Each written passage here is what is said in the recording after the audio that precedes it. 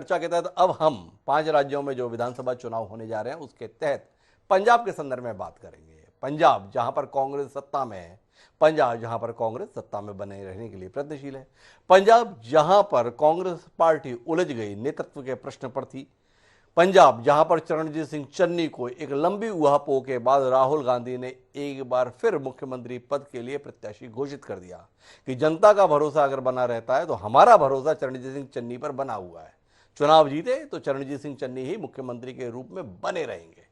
नवजोत सिद्धू उस समय पे मौजूद थे। लोग अचंभित थे कि नवजोत सिद्धू के सामने राहुल गांधी ने इतना बड़ा ऐलान कर दिया। सिद्धू जी कुछ नहीं बोले। सिद्धू जी तब भी नहीं बोले और सिद्धू तब जी से नहीं बोले। सिद्धू जी की पत्नी बोल रही है, सिद्धू जी की बेटी बोल रही है, दोनों ही बता रहे हैं कि कांग्रेस ठीक नहीं कर रही है। राहुल गांधी को कोई समझ नहीं है, राहुल गांधी को कुछ भी समझा दिया गया। मामला गंभीर तब हो गया जब कल प्रियंका गांधी चुनाव प्रचार के लिए आई। नवजोत सिद्धू, चरणजीत सिंह चन्नी दोनों मौजूद थे। उद्घोषक ने आमंत्रित किया नवजोत सिंह सिद्धू को, आइए संबोधित कीजिए। नवजोत सिद्धू जी उठे, हाथ जोड़े, बैठ गए। नवजोत सिद्धू की पहचान तो बोलने के कारण रही। गुरु खामोश हो गए। यही हमारा विषय है, खामोश गुरु नुकसान शुरू। समझने की कोशिश करेंगे कि नवजोत सिंह सिद्धू का प्रियंका गांधी की सभा में खामोश बने रहना क्या संदेश जनता के बीच में दे गया। और हमें समझाने के लिए 3 खास मेहमान हैं। हमारे साथ सविता सिसोदिया जी हैं जो प्रवक्ता हैं भारतीय राष्ट्रीय कांग्रेस की। हमारे साथ डॉक्टर सुरिंदर कंवल हैं जो प्रवक्ता है भारतीय जनता पार्टी की, जिस भाजपा के कभी सिद्धू हिस्सा रहे हैं। और इन सब के बीच में निष्पक्ष राय देने के लिए संजीव कौशिक जी वरिष्ठ पत्रकार हमारे साथ हैं। आप तीनों का स्वागत है और समझने की कोशिश सविता सिसोदिया जी से ही करते हैं। सिद्धू जी खामोश है। सिद्धू जी की खामोशी आपको कितना बदहवास कर रही है?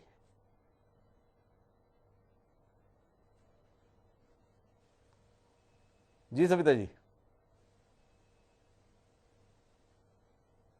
आपका शायद म्यूट का बटन दबा हुआ है, उसे अनम्यूट कर दे सविता जी। जी, मेरी जो इस बारे में विचारधारा है जी वो पहले भी ऑन रिकॉर्ड मैं मीडिया में इस चीज के बारे में कह चुकी हूँ कि कुछ लोगों की वजह से हमारी पार्टी को पहले भी नुकसान हुआ है और आगे भी होता है।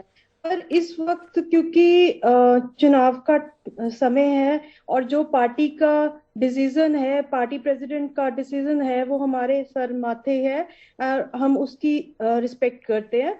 तो इस वक्त हम सिद्धू जी की जो भी एक्टिविटी है इस वक्त मैं उसके ऊपर कोई भी टिप्पणी नहीं करना चाहूंगी। नहीं, आप टिप्पणी बाकी तो नहीं करना चाहेंगी सविता जी, लेकिन जनता के स्तर पर तो कुछ महसूस किया जा रहा है। और आपने कहा अध्यक्ष जी का जो निर्णय है, कौन से अध्यक्ष जी का? अध्यक्ष 2 हैं आपके पास, एक सोनिया गांधी जी के रूप में, एक नवजोत सिद्धू के रूप में है। तो क्या नवजोत सिद्धू प्रदेश अध्यक्ष की द्वारा किए जाने वाले क्रियाकलापों को नजरअंदाज कर देंगे आप? और आपको लगता है कि आपके नजरअंदाज करने से जनता भी नजरअंदाज कर देगी? जनता जो भी डिसाइड करेगी इलेक्शन में वो परिणाम सबके सामने आ जाएगा और इलेक्शन होते ही जी जो भी पार्टी का निर्णय है वो भी जनता के सामने आएगा। सविता जी बड़ा संदेश दे गई। जनता का जो फैसला है वो चुनाव परिणाम की शक्ल में आएगा और सिद्धू जी के संदर्भ में पार्टी का क्या फैसला है वो भी चुनाव के बाद सामने आ जाएगा। लेकिन मैं डॉक्टर सुरिंदर कंवल जी से समझना चाहूंगा, ये क्या प्रशिक्षण देकर आपने कांग्रेस में भेजा था नवजोत सिंह सिद्धू को? आत्मघाती दस्ता कैसे तैयार कर लेते हैं आप लोग, थोड़ा समझाएंगे डॉक्टर सुरिंदर जी? और अब जो नवजोत सिद्धू कर रहे हैं इसका परिणाम क्या रहने वाला है? बात तो ये है कि जब हम लोग अपने सेंटर के दुआले घूमना शुरू हो जाते हैं, जब जी हम देश को कहीं नहीं रहने देते, जी जब हम राष्ट्र के बारे में कोई भी ऐसी मतलब भावना नहीं रहने देते और जी हम सोचते हैं कि हम एक कुर्सी ही अपने सामने रख लें, तो जी ये सारा कुछ होना तो संभव ही है। जी और अभी ये देखिए कि ये जो सिद्धू ने किया है, आल दो कि वो एक बड़े क्रिकेटर का नाम है ना, जी वो एक बड़े नाम के साथ चल रहे हैं, लेकिन जिस ढंग से उन्होंने पिछले कुछ दहाकों से, या समझ लें कि पिछले कुछ सालों से उन्होंने राजनीति में या कांग्रेस में आके उन्होंने जो भगदड़ मचाई हुई है, तो उन्होंने पंजाब की राजनीति में कांग्रेस को तो खत्म ही कर दिया है। और जी ये चलो दूसरी पार्टियों के लिए अच्छी कवायद भी रही है।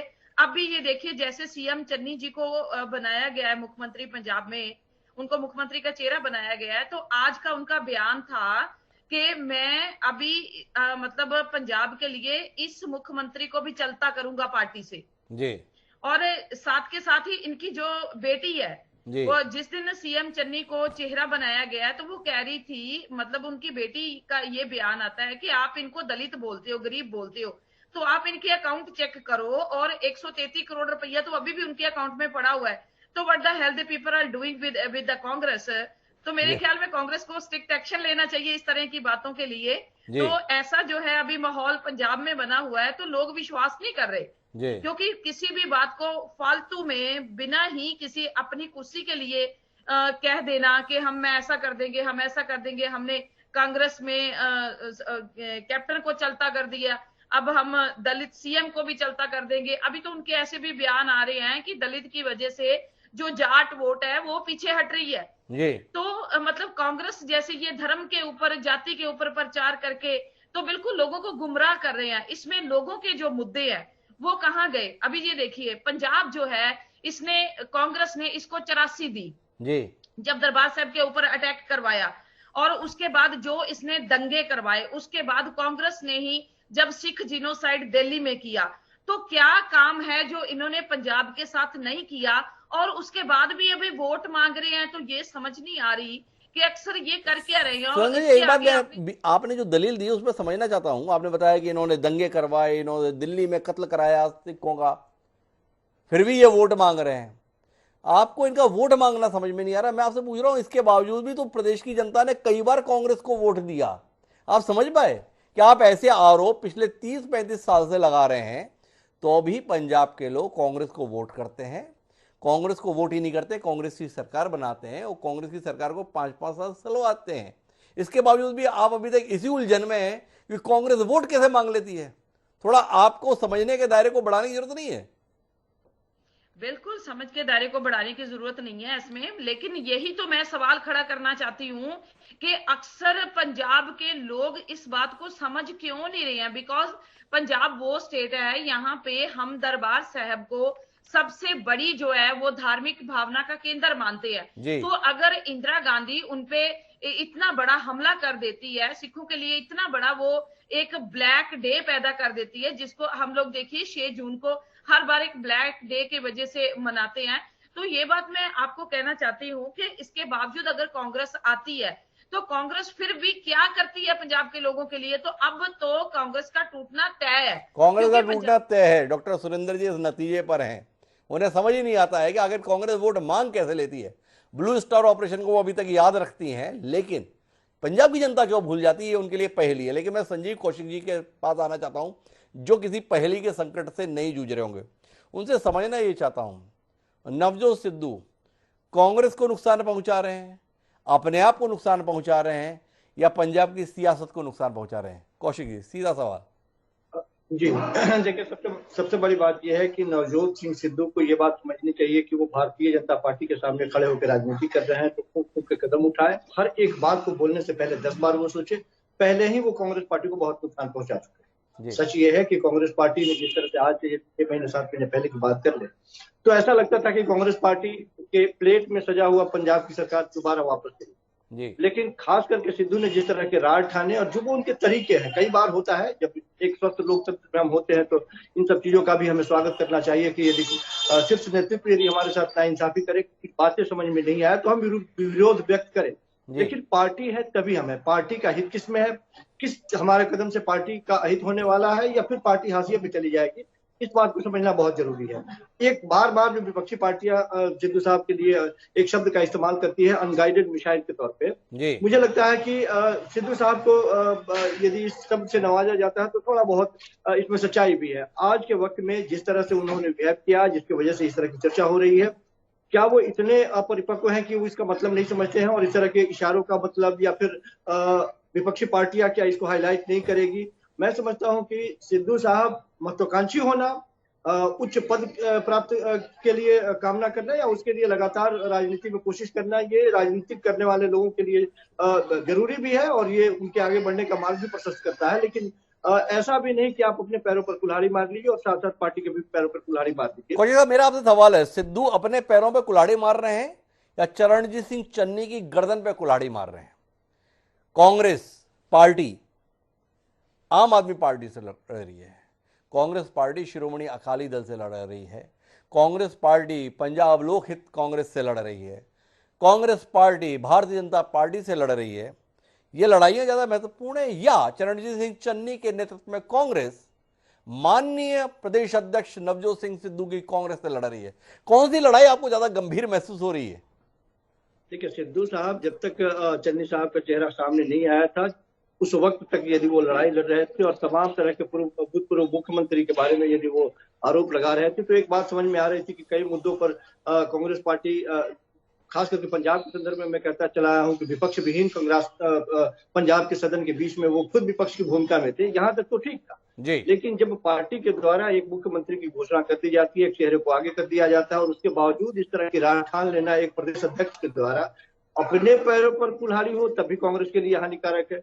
और चन्नी साहब के यदि किसी कदम के ऊपर कुल्हाड़ी हो, तब भी अपने पैरों पर कुल्हाड़ी वो मार रहे हैं। तो सिद्धू ने जिस तरह से किया है, कांग्रेस पार्टी ने एक तरह से उनके इशारों को समझते हुए इसको नाथना भी कहते हैं हम लोग के यहाँ देहाती भाषा में, कि सिद्धू साहब ये बात समझ चुके हैं कि अब वो न कहीं बाहर जा सकते हैं न इसमें रह सकते हैं, तो वो केवल कूद फान के चलते कांग्रेस पार्टी का अहित कर पाएंगे, इस बात को उन्हें समझनी होगी और थोड़ा सा इन सब चीजों पर ध्यान देना होगा यदि वो प्रदेश अध्यक्ष है। तो मैं सविता सिसोदिया जी आपकी सीमाओं को समझते हुए भी सीधे बात करना चाहता हूं और पूछना चाहता हूं, क्या आपको लगता है कि पंजाब के संदर्भ में हाईकमान से चूक हो गई?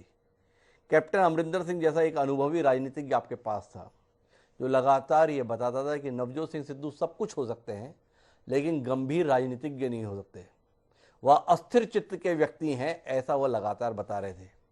क्या सिद्धू जी ने कैप्टन अमरिंदर के कहे हुए को साबित करने के लिए पूरा ईमानदारी से प्रयास किया है, प्रयत्न किया है, कोशिश की है कि इतने बड़ा नेता का कहा हुआ झूठ साबित ना हो जाए? क्या कहती हैं आप?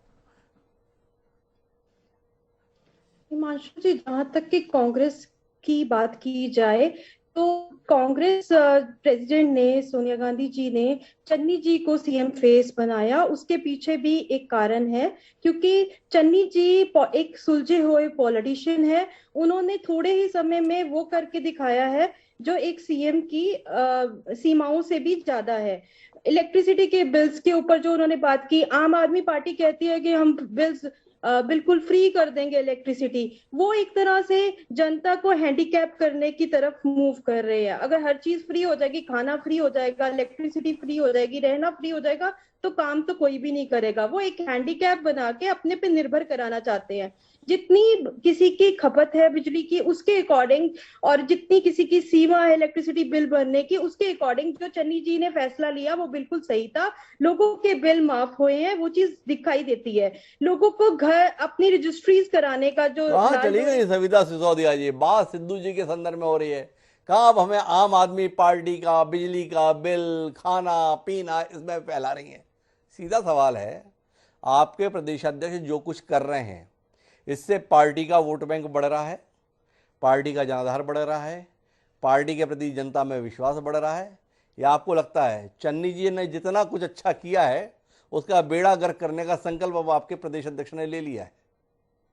हिमांशु जी, देखिए, इस चीज के ऊपर मैं पहले भी मीडिया में, इंडिया न्यूज के सामने ये चीज बोल चुकी हूँ कि कहीं ना कहीं कुछ गलती हो रही थी, पर जो भी हाईकमांड का हमारा डिसीजन है हम उसके साथ है।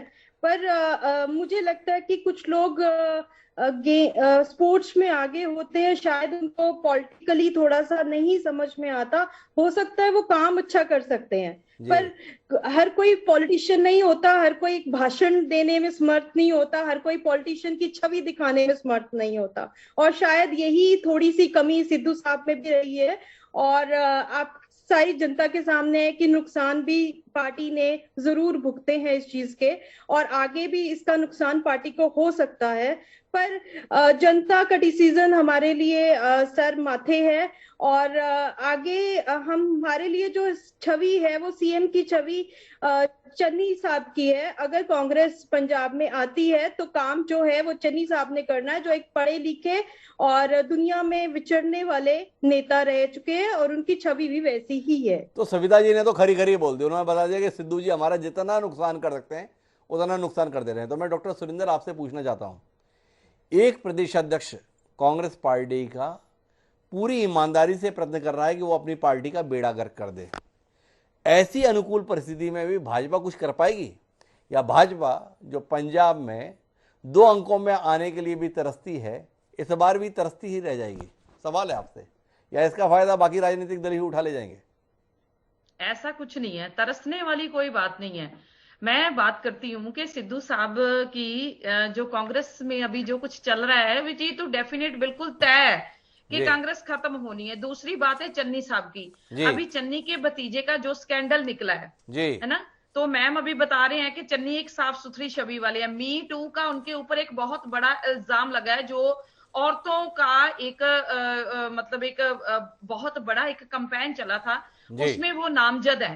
तो जी। हम ये बात नहीं कह 111 दिन की सरकार में वो उन्होंने जो कुछ करके बताया है, तो पिछला जो 4.5 साल की भरपाई वो कौन करेगा कांग्रेस की? जी। और अब आगे आ जाती है बात कि सेंटर लेवल पे अगर परिवारवाद के होते हुए एक बड़ी डेमोक्रेसी खत्म कर देते हैं, है ना, जी। तो भाजपा के सामने अगर विरोधी धीरे खत्म हो जाती है। कांग्रेस पिछले 7 दहाकों से एक बड़ी पार्टी थी, लेकिन अभी परिवारवाद के चलते वो पार्टी खत्म हो रही है। तो जो इंडिया की एक बड़ी डेमोक्रेसी में सिर्फ अब एक भाजपा ही ऐसी पार्टी बचती है जो पूरे देश में अगर हम देखें तो सिर्फ संगठन के तौर पर, संगठित तौर पर और संकल्प लेकर काम करने वाली एक ही पार्टी बचती है, भाजपा।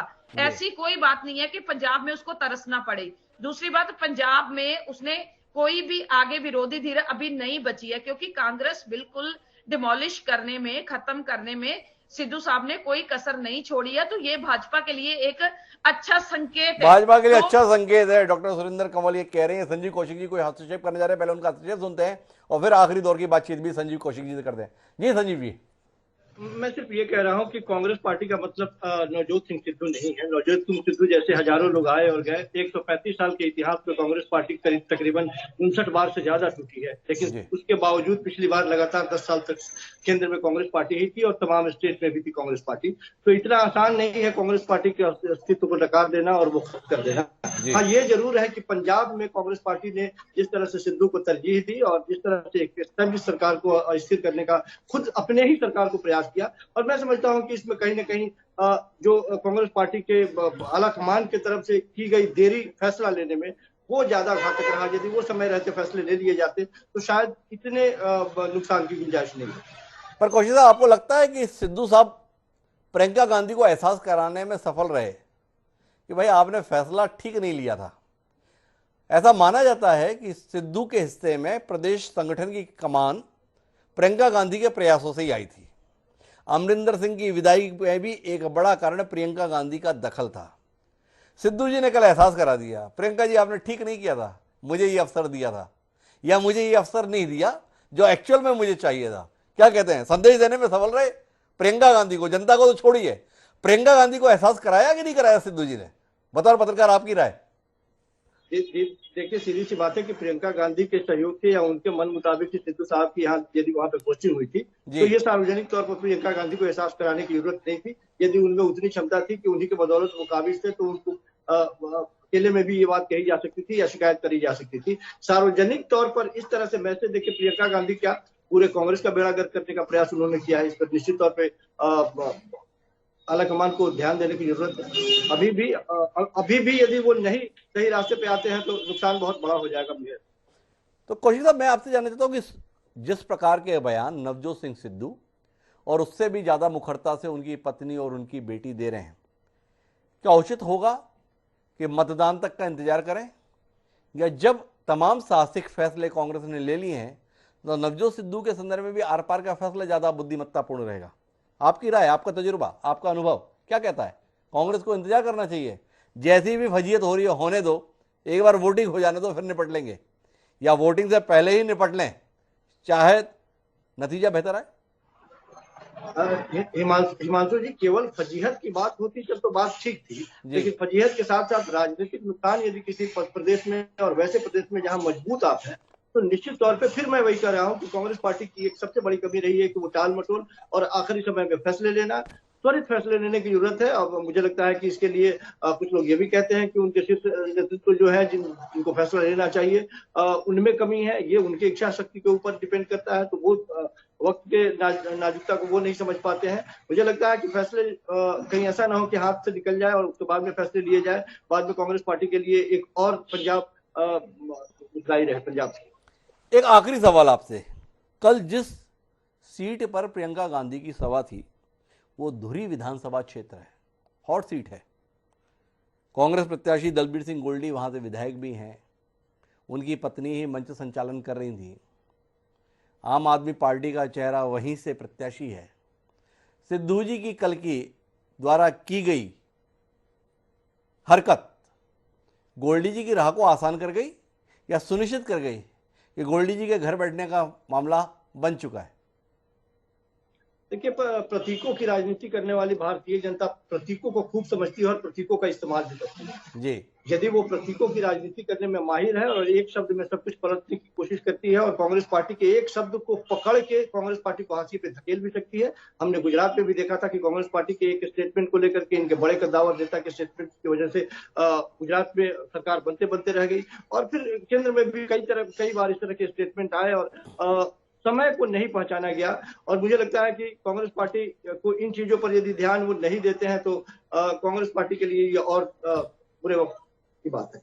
तो कुल मिलाकर हम बातचीत के मर्म में पहुंचे तो भारत की राजनीति में एक नए किस्म का दृश्य देखने को मिल रहा है कि एक पार्टी का प्रदेश अध्यक्ष ही अपनी पार्टी की जड़ों में मठा डालने की भरपूर कोशिश कर रहा है।